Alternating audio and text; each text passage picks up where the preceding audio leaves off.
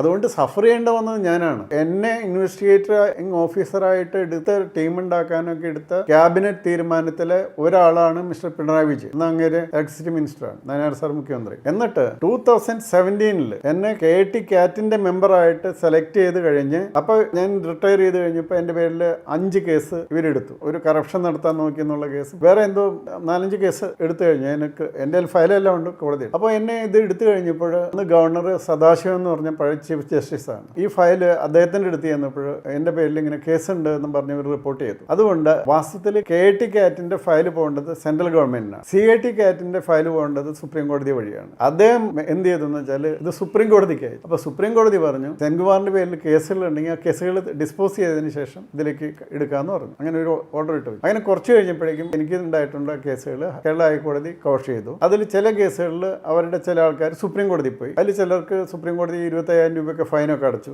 നമ്മൾ ശരിക്കും ഓടേണ്ട വന്നു. പക്ഷേ എന്തായാലും ഇങ്ങനെയൊക്കെ സംഭവിച്ചു. എല്ലാ കേസും തീർന്നു. എല്ലാ കേസും തീർന്നപ്പോൾ I gave a petition that എൻ്റെ പേരിലുള്ള കേസുകളെല്ലാം തീർന്നിരിക്കുന്നു, കൺസിഡർ ചെയ്യാനായിട്ട് എന്താണെന്ന് വെച്ചാൽ നടപടി എടുക്കണം എന്ന് പറഞ്ഞുകൊടുത്തു. അപ്പം ചെയ്ത പണി എന്താണെന്ന് അറിയും. ISR കേസിൽ സംഭവിച്ചത് സുപ്രീം കോടതിയിൽ ഞാൻ പറഞ്ഞല്ലോ, ഇപ്പോൾ ഈ കേരള ഹൈക്കോടതിയുടെ ജഡ്ജ്മെന്റിനെതിരായിട്ട് സുപ്രീം കോടതി പോയ കേസ് അവിടെ കിടപ്പുണ്ടായിരുന്നു. ആ കേസിലാണ് സുപ്രീം കോടതി പറഞ്ഞത് കേരള ഗവൺമെന്റ് ചെയ്ത പ്രവൃത്തി തെറ്റാണെന്നുള്ളതാണ് finding, which I also told early. അവരോട് ആദ്യമേ ഞാൻ എഴുതി കൊടുത്തതാണ്, പറയാൻ മാത്രമല്ല എഴുതി കൊടുത്തതാണ്.